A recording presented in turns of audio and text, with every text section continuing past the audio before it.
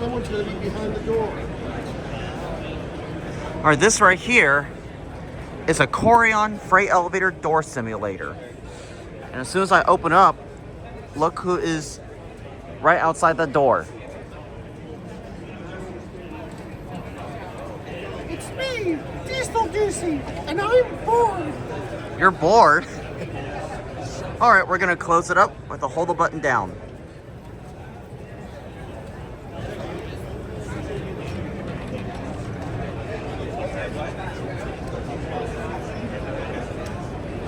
See the door motor. Yep, this is definitely made by Courion.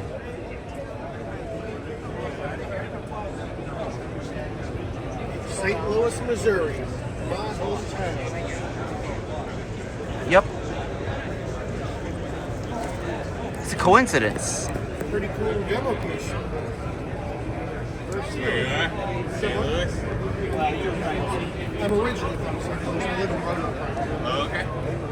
I actually run a really big YouTube channel for really small elevators. Courion door elevator simulator. And this right here is the other side. Wait for people to get by. It's kind of crowded, so bear with me.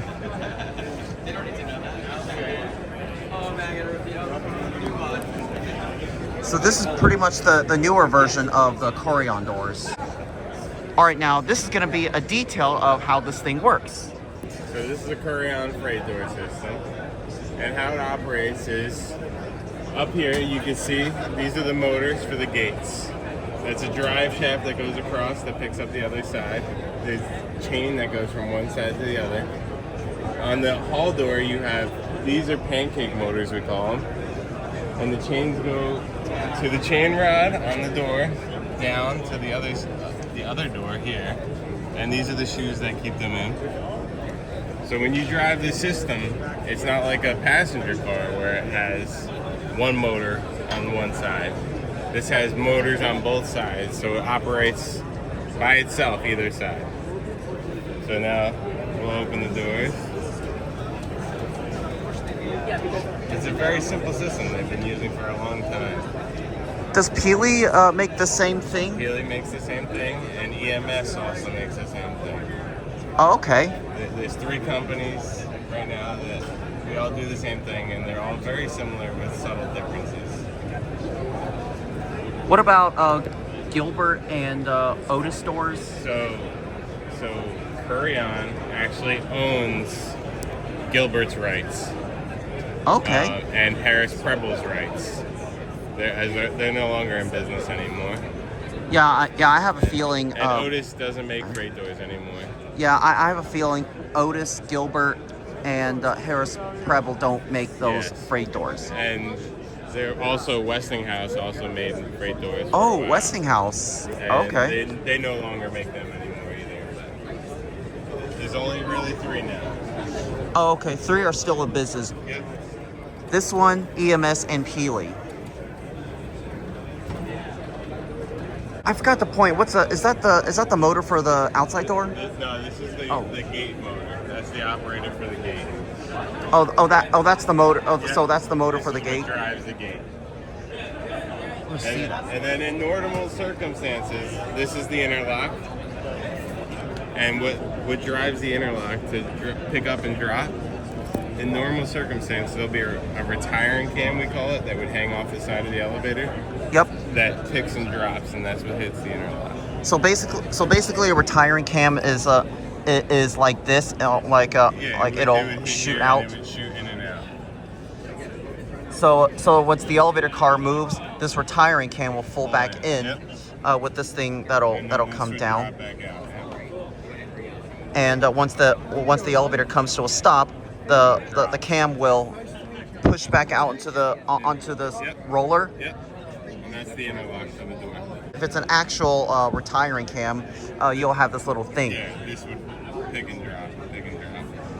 Yeah. So basically, this latch will probably drop down when the retiring cam folds back in, and once the cam pushes out, it'll do the opposite, pushing it upward. Yeah, exactly. Can you tell how I know a little bit of the stuff? Yeah. Because I've been on several freight elevators, and that's how I know this. That's how I know how it works. And just so you know, like this right here is what we call an iDrive. The iDrive. And this is what drives each floor. So each floor has one of these, and then each gate would have one of these. So if you have 2 gates, there'd be 2 of these. And then this is what goes in the motor room, and this is the main brain for everything. And it's CAN communication, so it talks all together. I've noticed a lot of these automatic door freight elevators. Can it be manually lifted? Yes.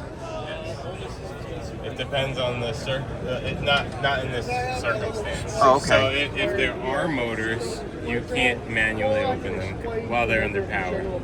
Oh, okay. But if there are a lot of circumstances where people don't want to spend the money to go power, so they'll go manual, and then you could just pick up the doors and the gates by hand.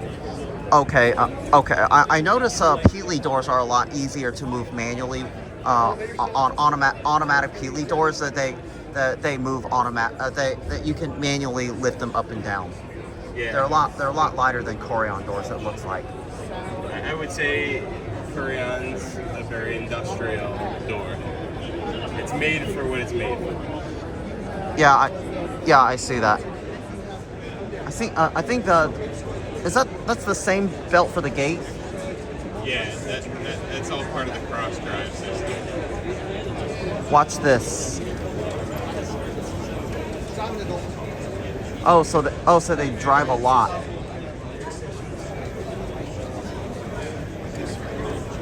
You can see you can see that little pole turning right there. Yeah. That little thin pole thing. Yeah. That turns the gate. Yeah, that's what feeds the encoder up there. That's what gives the feedback, so it knows when the gate is open and closed. See that's the encoder up there inside.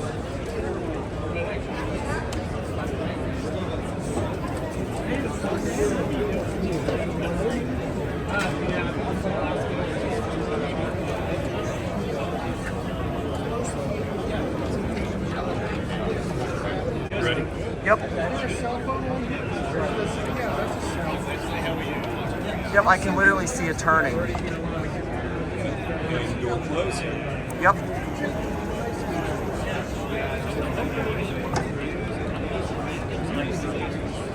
All right, now this time I want to get a view from the outside, and then after that, that'll be it for the video. Sorry. Door open. Hi, Jim. There's Andrew. All right, door closed.